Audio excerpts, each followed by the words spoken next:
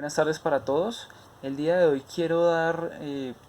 un pequeño análisis demarcando los hitos históricos basados en un libro que se llama Desarrollos,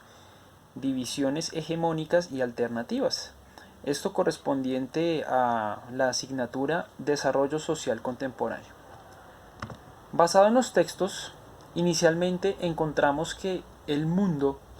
se encuentra una división del mundo en el siglo XVI entre metrópolis y colonias, que implicó la segregación de países, dividiéndolos entre civilizados o los países bárbaros. Dándole continuidad a este hito o a este modus operandi, encontramos que después de esta división del siglo XVI, llega el imperialismo del siglo XIX y el siglo XX, siendo esta la evolución producto de esta división anteriormente mencionada. Por último, se establece el neoliberalismo económico, llevando el mercado capitalista a su máxima expresión y total medio de vida, siendo esto un modelo mercantil total. Quiere decir que el imperialismo, basado también con el capitalismo, llegan a su máxima expresión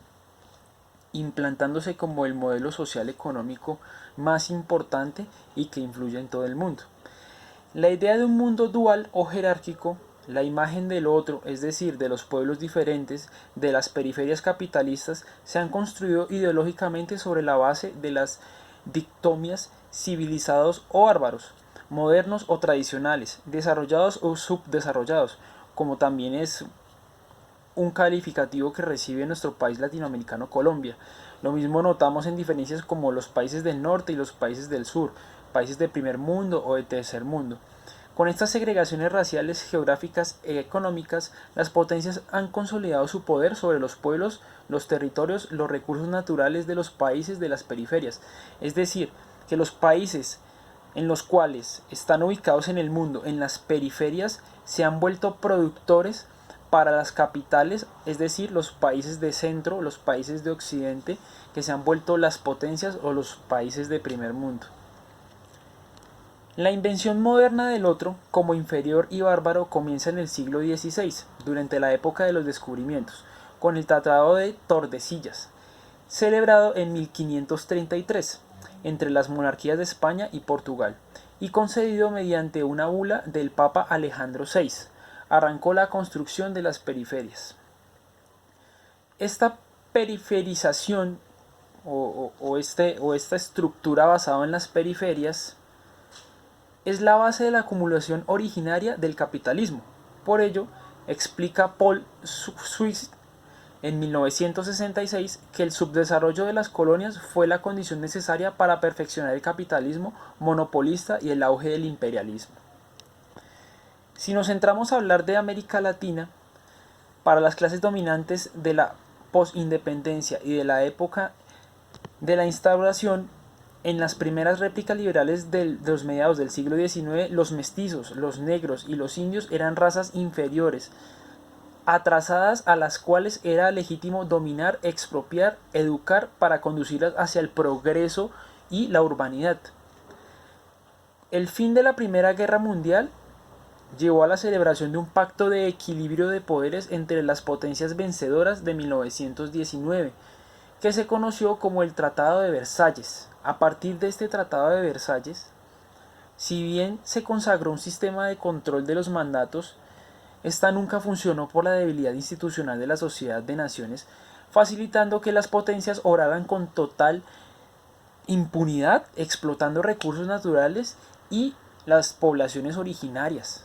Quiere decir que este tratado lo que hicieron fue dividir la torta a nivel global para que todas las personas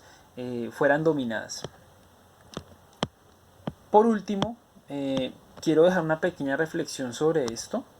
Considero que dentro de las cosas más importantes es que el subdesarrollo latinoamericano no se ha producido por capricho de la naturaleza, sino porque las potencias económicas han ideado un sistema político de subordinación que frustra el avance de las capacidades productivas y sociales en nuestros países. En otras palabras,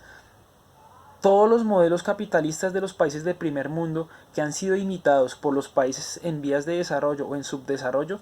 desgraciadamente han llevado a que nosotros en nuestros países de subdesarrollo vivamos en un modelo basado en la economía de otros países. Es decir, somos productores y alimentamos otros países, siendo nosotros los paganos en cuanto a las tierras, la productividad, en cuanto a la salud de los mismos habitantes, vendiendo recursos naturales y haciendo un sinfín de cosas que ya están pronosticadas por mercaderes y por economistas de las potencias de primer mundo como tal. Por último, para cerrar, respecto a la reflexión del video que tenemos en el aula, me parece que mamá grillo o abuela grillo es una representación simbólica de los recursos naturales y esta pelea que ha habido de algunos países latinoamericanos con los países de primer mundo respecto al agua, ¿sí? Observamos cómo los habitantes de este lugar que habitan en las periferias de cierta forma desechan o le dan poca importancia a la producción de agua. Aquí es cuando llegan los productores capitalistas o llegan países del extranjero o empresas del extranjero, toman estos recursos y empiezan a industrializarlos con el fin de vendérselos a los mismos habitantes y exportarlos también. Llega un punto en que estos recursos se agotan y puede suceder o una catástrofe natural, como se ve de pronto en el video, o puede suceder que hay un deterioro total de las tierras, total de los recursos y ya no se puede recuperar absolutamente nada. Entonces realmente muestra una problemática bastante cruel, bastante densa de cómo operan los países de primer mundo, cómo sus modelos de desarrollo, por así decirlo, impactan en los de tercer mundo, en los que estamos en vía de desarrollo como Colombia precisamente, y se convierte en un círculo sin fin que también se veía en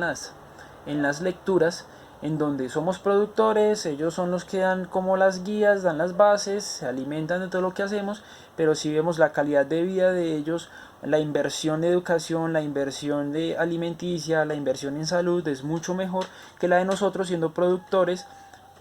que por ende nos estamos quemando más, estamos haciendo un montón de cosas para mantener este estilo de vida de los países de primer mundo. Por ahora creo que esa es como mi reflexión respecto al video, respecto a las lecturas, un tema bastante interesante, me extendí un poco, pero creo que en 4 minutos era muy difícil condensar toda esta información, traté de hacerlo lo más corto posible y nada, quedo atento a sus comentarios, muchas gracias.